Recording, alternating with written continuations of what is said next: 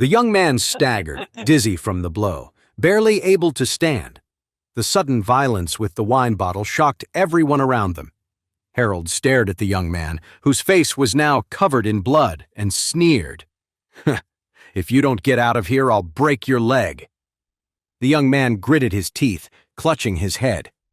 "Okay, you've got guts. You just wait." After that, the young man held his bleeding head and hurried out of the restaurant. Harold, "Idiot. You're going to threaten me? Please. Who in this city is Harold afraid of?" He then turned to Elsa with a smug look. "Elsa, guys like that are everywhere. Don't let him get to you. Let's just keep eating and forget about him." The whole thing had ruined Elsa's mood. She just nodded without saying anything. Throughout the rest of the meal, Harold tried several times to lighten the mood, but Elsa wasn't having it. In her mind, Harold wasn't just incompetent, he was also reckless. He was not the kind of man she was interested in at all. Harold had thought that standing up to the guy would impress Elsa, maybe even win her over. He never expected that it would just make her more repulsed and disgusted by him. This left him feeling completely dejected. He hadn't realized Elsa wasn't into guys who resort to violence. It was like he'd shot himself in the foot. Harold was miserable for the rest of the meal. After they finished eating, he wanted to talk with Elsa a bit more, hoping to build some connection. Instead, Elsa frowned and said, "It's getting late. I should get going. Thanks for dinner." Harold said, "Then I'll give you a ride." Elsa shook her head. "No, I'll just get a cab."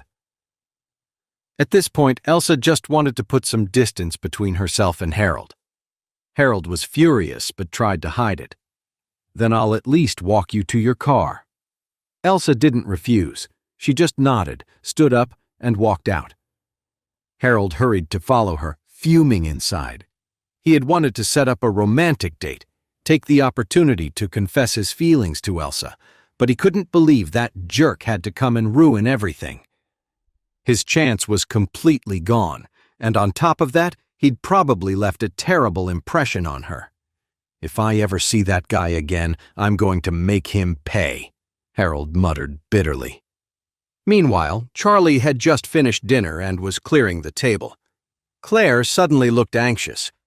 "Charlie, there's a quote from a supplier in my bag. Have you seen it?"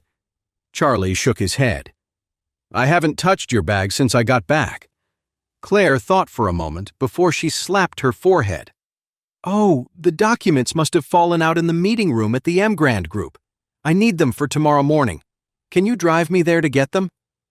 Charlie smiled. "You're so tired. You should rest. I'll go get it for you." Claire sighed. "I really am exhausted, so please, that would be a huge help. The document number is GY 2019-1101. Charlie waved his hand. "It's no big deal." After that, Charlie drove off toward the Grand group. Back on the street, Harold and Elsa had just left the hotel and were standing by the roadside. Elsa was about to hail a cab when, at that moment, 3 white vans screeched to a stop nearby. A dozen tough-looking guys suddenly jumped out and rushed toward them aggressively. The men were all wearing black masks and carrying steel pipes. They were clearly here for revenge. "This is not good," Harold thought, scared out of his mind when he saw so many people running toward him. Elsa saw it too, and her face went pale with shock. She guessed this group of people must have been sent by the young man from before, looking for revenge. From the looks of it, she was afraid they were going to get seriously hurt. Sure enough, the young man, now with a gauze bandage on his head, stepped forward and shouted, "Damn it! That's the guy!" As soon as he said that, the whole group charged straight for Harold. "I'm the young master of the Wilson family. You can't touch me!" Harold yelled, trying to sound tough, even though he was terrified. A burly man with a nasty smirk stepped forward and swung a steel pipe right at him. Harold was so scared he nearly wet his pants. In a moment of pure panic, he shoved Elsa out in front of him. "Oh!" Elsa cried out as he pushed her toward the gang. Seizing the opportunity, Harold sprinted to his car, jumped in, and sped away without a second thought. Elsa was absolutely furious. That Harold was such a coward. He started this whole mess, and at the first sign of trouble, the big tough guy shoves a woman in front of him to take the fall while he runs away. Was it even possible to find a bigger scumbag in the entire world? Watching Harold escape, the young man with the bandaged head cursed. That coward just ditched the girl and ran all by himself. What a loser.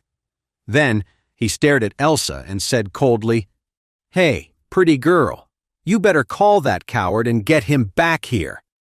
Otherwise, you're not going to like what happens next." "Elsa, I barely know him. Please don't drag me into your business." The young man pointed to the gauze on his head. "Damn it, I've got 16 stitches because of him. I can barely think straight, and it hurts to even eat. If he doesn't come back to save you, then you're going to have to make it up to me and my guys for all our trouble." "Elsa, you can't do this. This is illegal." "Illegal?" The young man. "My word is the law out here.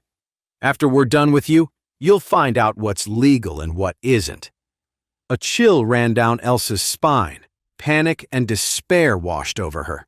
She said quickly, "I'll call him now." With that, she pulled out her cell phone and dialed Harold's number.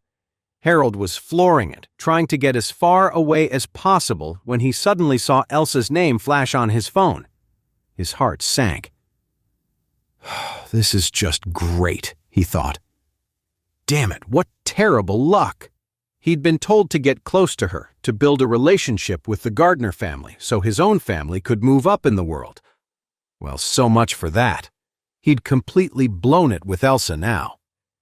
But there was no way he was answering the phone right now. Answering meant going back, and even a fool knew what would happen then. Would he even make it out alive if he went back? That gang was serious, and they were carrying steel pipes. Even if they didn't kill him, he'd probably end up crippled for life. Girls were one thing, but his life was more important, so he made his choice. He kept driving, ignoring her call. Elsa's call went unanswered. She was desperate. She pleaded with the young man. "I can give you money. Please, just let me go. This has nothing to do with me." The young man just grinned cruelly. "I don't want your money," he said. "I want you." A wave of terror washed over Elsa. She knew if she didn't do something, he would never let her go. So while he was off guard, she gritted her teeth and kicked him hard, right between the legs. The young man never expected her to fight back. The kick landed squarely, and he doubled over with a screaming scream of pain. In a blind rage, he swung his arm out, and a knife in his hand slashed into her. Elsa tried to run, but a sharp pain shot through her thigh. She screamed and collapsed to the ground. The sharp blade was buried in her leg, and blood was already soaking through her clothes. "You stupid girl! Think you can run?" The young man, furious now, grabbed her by the hair. He sneered. "Congratulations! You've really ticked me off. Now my buddies and I are going to settle scores." Tears of despair streamed down Elsa's face. In her heart, she felt like this was the end. She knew this man wouldn't let her go. She was terrified she was going to die right here, at his hands. At this point, it felt like no one could possibly save her. She didn't even notice the black car slowly pulling up nearby. Charlie, who was driving, saw her in an instant and frowned. The sharp pain in Elsa's leg was unbearable. Utterly desperate, tears streamed down her face. Seeing her tear-streaked, beautiful face only seemed to fuel his cruelty. He swallowed hard and barked, "Get her in the car!" He reached down to drag her toward the car. Just then, he heard several agonizing screams from behind him. "What the hell?" The young man whipped his head around angrily, shouting, "What's going on?" But as soon as he looked up, he felt a rush of wind. Before he could even react, an excruciating pain exploded across his face. His vision swam with stars, and he heard a sickening crack as his nose broke, blood gushing everywhere. The young man screamed in agony, staggering backward before collapsing. As he fell, his last clear sight was of his friends, sprawled on the ground like rag dolls, completely motionless. Elsa looked up, her eyes wide with a mix of horror and shock. A man in a black mask stood over her, his eyes as cold and sharp as a blade. Elsa was shocked, but a wave of relief washed over her. A question raced through her mind.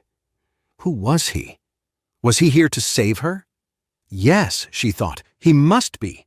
The young man's face was a bloody mess as he lay on the ground, unable to move. Her rescuer had been incredibly fast.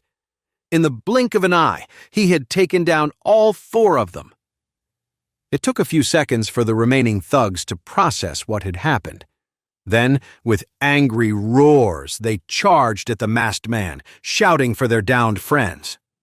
"Who are you?" Elsa stammered, looking up at the man from where she sat on the ground. The man didn't answer. Instead, he quickly scooped her up and disappeared down a dark alley. Elsa gasped for breath, her heart hammering against her ribs. She was still reeling from the shock. Behind them, she could hear the angry shouts of the thugs and the roar of motorcycles as they pursued them. The wind whipped past her face. She'd lost a lot of blood from her leg, and between that and the sheer panic, all she could do was cling weakly to the man carrying her. For some reason, there was something familiar about him. She had no idea that the mysterious man holding her was Charlie, her best friend's husband.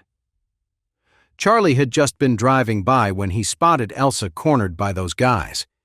Worried she was in serious trouble, he'd thrown on a mask to save her.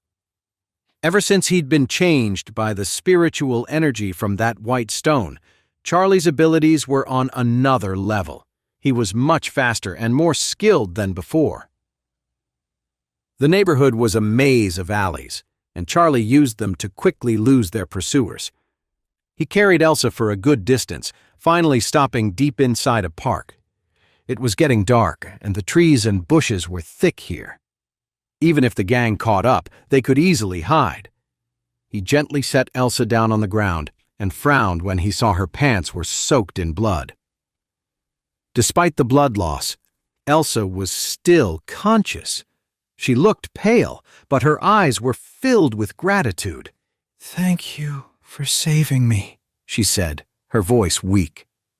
"Who are you?"